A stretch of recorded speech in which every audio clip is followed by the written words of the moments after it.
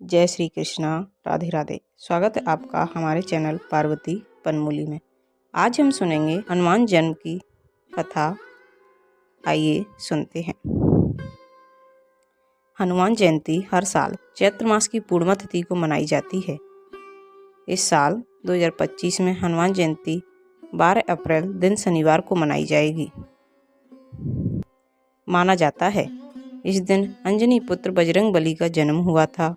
इस दिन हनुमान जन्म उत्सव और हनुमान जयंती के रूप में मनाया जाता है। मान्यता है कि हनुमान जयंती पर बूंदी का भोग लगाने से और ज़रूरतमंदों को प्रसाद खिलाने से हनुमान जी प्रसन्न होते हैं और आपकी सभी मनोकामनाएं पूर्ण करते हैं। हनुमान जी के बहुत से भक्त इस दिन व्रत भी रखते हैं और विधि विधान से पूजा करते हैं। मान्यता है कि इस दिन हनुमान जी के जन्म की कथा का पाठ करने से आपका व्रत पूर्ण होता है और आपको हनुमान जी की विशेष कृपा मिलती है। तो आइए सुनते हैं हनुमान जयंती की व्रत कथा। एक बार अग्निदेव से मिली खीर को राजा दशरथ ने अपनी तीनों रानियां कौशल्या, सुमित्रा और कैकई को बांट दी। कैकई को जब खीर मिली तो चील ने झपट्टा मारकर उसे छीन लिया और उसे अपने मुंह में लेकर उड़ गई। उड़ते उड़ते रास्ते में जब चील अंजनी माता के आश्रम के ऊपर से गुजर रही थी तो माता अंजना ऊपर की ओर देख रही थीं और उनका मुंह खुला हुआ होने की वजह से खीर उनके मुंह में गिर गई और उन्होंने उस खीर को गटक लिया। इससे उनके गर्भ में शिवजी के अवतार हनुमान जी आ गए और फिर उनका जन्म हुआ। हनुमान जयंती 2 बार मनाई जाती है। नरक चतुर्दशी के साथ हनुमान जयंती जन्म उत्सव भी मनाया जाता है। माना जाता है दीपावली से एक दिन पहले नरक चतुर्दशी के दिन हनुमान जी का जन्म हुआ था। कार्तिक मास के कृष्ण पक्ष की चतुर्दशी के दिन रुद्र अवतार हनुमान जी का जन्म हुआ था, जबकि चैत्र मास की पूर्णिमा तिथि को भी हनुमान जी का जन्म उत्सव मनाया जाता है। वहीं वाल्मीकि रामायण के अनुसार कार्तिक मास की चतुर्दशी तिथि को हनुमान जी का जन्म माना जाता है।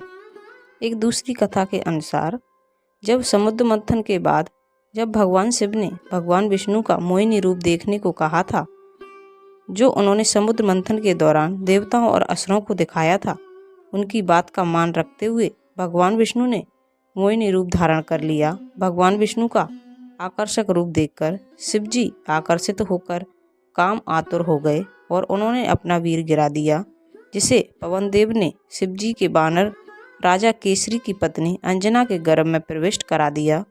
इस तरह माता अंजना के गर्भ से वानर रूप में हनुमान जी का जन्म हुआ। उन्हें शिव का 11वां रुद्र अवतार माना जाता है। ऐसी मान्यता मानी जाती है। कहते हैं कलयुग में एक ही जीवित देवता हनुमान है।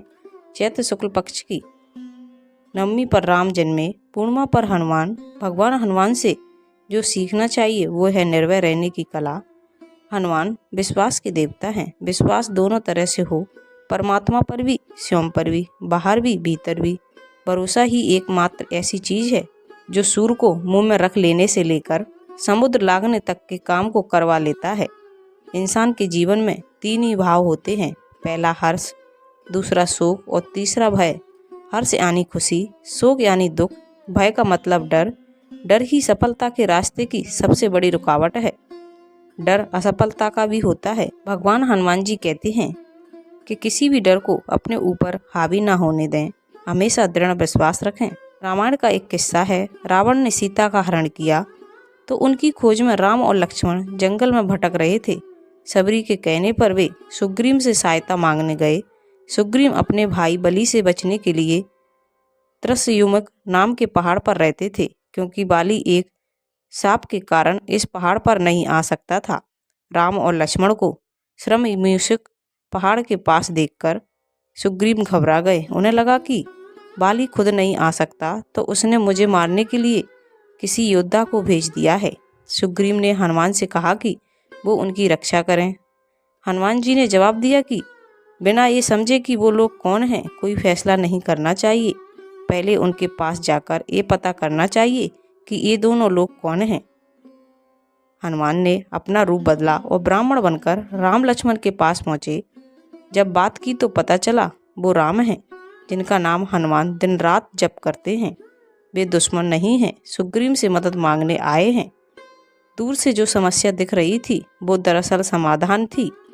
हनुमान से कहते हैं किसी भी परिस्थिति में डरे नहीं, उसे समझने की कोशिश करें। हो सकता है वो आपके लिए मददगार साबित हो।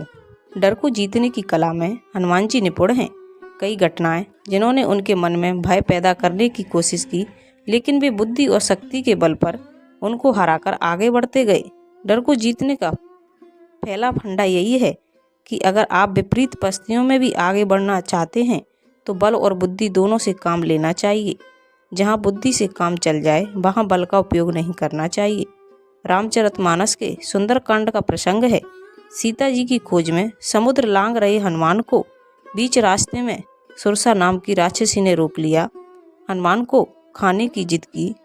हनुमान जी ने बहुत मनाया लेकिन वो नहीं मानी। वचन भी दे दिया, राम का काम करके आने दो, सीता का संदेश उनको सुना दूं, फिर खुद ही आकर आपका हार बन जाऊंगा। सुरसा फिर भी नहीं मानी। वह हनुमान जी को खाने के लिए अपना मुंह बड़ा करती। हनुमान जी उससे भी बड़े हो जाते। वो खाने की जिद पर अड़ी रही, लेकिन हनुमान जी पर कोई आक्रमण नहीं किया। ये बात हनुमान जी ने समझ ली कि मामला मुझे खाने का नहीं है, सिर्फ घमंड की समस्या है। तत्काल सुरसा के बड़े रूप के आगे उन्होंने खुद को बहुत छोटा कर लिया, उसके मुंह में से घूमकर निकल आए, आशीर्वाद दिया और लंका को जाने दिया। इस कहानी से हमको यही सीख मिलती है, जहां बल नहीं बुद्धि का इस्तेमाल करना चाहिए। ये हनुमान जी ने सिखाया है। बड़े लक्ष्य को पाने के लिए अगर कहीं झुकना भी पड़े तो झुक जाना चाहिए। हम एक और प्रसंग सुनते हैं। समुद्र लांघकर हनुमान लंका पहुंचे। लंका के मुख्य द्वार पर लंकिनी नाम की राक्षसी मिली। रात के समय हनुमान छोटा रूप लेकर लंका में प्रवेश कर रहे थे। लंकिनी ने रोक लिया। यहाँ परिस्थिति दूसरी थी। लंका में रात के समय ही चुपके से घुसा जा सकता था। समय कम था। हनुमान जी ने लंकिनी से कोई वाद विवाद नहीं किया, सीधे ही उस पर प्रहार कर दिया। लंकिनी ने रास्ता छोड़ दिया। जब मंजिल के करीब हो, समय का अभाव हो और परिस्थितियों की मांग हो तो बल का प्रयोग अनुचित नहीं है। हनुमान जी ने एक ही रास्ते में आने वाली दो समस्याओं को अलग अलग तरीके से निपटाया। जहां झुकना था वहां झुके, जहां बल का प्रयोग करना था वहां बल का प्रयोग किया। सफलता का पहला सूत्र यही है कि बल और बुद्धि का हमेशा संतुलन होना चाहिए। जब हनुमान जी रावण के सामने पहुंचे, रावण के वैभव और बल को देखकर भी हनुमान जी तनिक भी विचलित नहीं हुए। दुश्मन और बुरे लोगों के वैभव को देखकर उससे प्रभावित नहीं होना चाहिए। ये बहुत कठिन काम है। शत्रु के सामने बिना भय के रहें, उसकी ताकत और सामर्थ्य से प्रभावित ना हो। ये हनुमान जी सिखाते हैं हमको। आपकी पहली जीत वहीं हो जाती है जब आप उसके प्रभाव में नहीं आते। अगर उसके वैभव का लेश मात्र भी असर आपके मन पर हुआ हो तो फिर जीत की राहें मुश्किल हो जाती हैं। रावण की पहली हार उसी समय हो गई जब हनुमान जी ने रावण के सामने बिना किसी संकोच के उसकी गलतियों को गिना दिया। मैं ये बात दृढ़ थी कि रावण का जो भी वैभव हो अधर्म से पाया हुआ है, पाप की कमाई है, इसलिए ये बहुत कीमती होते हुए भी बेकार ही है। उसके बाद हनुमान जी ने विभीषण से दोस्ती की और बातों बातों में उन्हें भगवान राम के गुणों से अवगत करा दिया। सीधे ये बात नहीं कही कि तुम हमारे खेमे में शामिल हो जाओ, बस विभीषण के मन में उत्सुकता का एक बीज बो दिया। जब रावण ने विभीषण का अपमान कर उसे लंका से निकाला तो विभीषण को हनुमान जी की कही हुई बात याद आई कि श्री राम अपनी शरण में आए हर व्यक्ति की रक्षा करते हैं। वो सीधा राम की शरण में पहुंच गए। हनुमान जी ने समझ लिया था कि अगर लंका को जीतना है तो किसी ऐसे व्यक्ति की जरूरत पड़ेगी जो उस जगह और वहां के लोगों के बारे में अच्छे से जानता हो। उन्होंने बिना सीधे कोई बात कहे विभीषण को राम की शरण में आने का संकेत दे दिया। एक कहावत प्रचलित हुई, घर का बेदी लंका ढाए। तो ये थी हनुमान जयंती की संपूर्ण व्रत कथा। अगर आपको अच्छी लगे तो प्लीज़ चैनल को लाइक शेयर सब्सक्राइब कीजिए, साथ में बेल आइकन को ऑन कर लीजिए ताकि जब भी लेटेस्ट वीडियो अपलोड करें उसकी जानकारी सबसे पहले आपको मिल जाए। और कमेंट में जय बजरंगबली, जय श्री राम अवश्य लिखना। Thank you.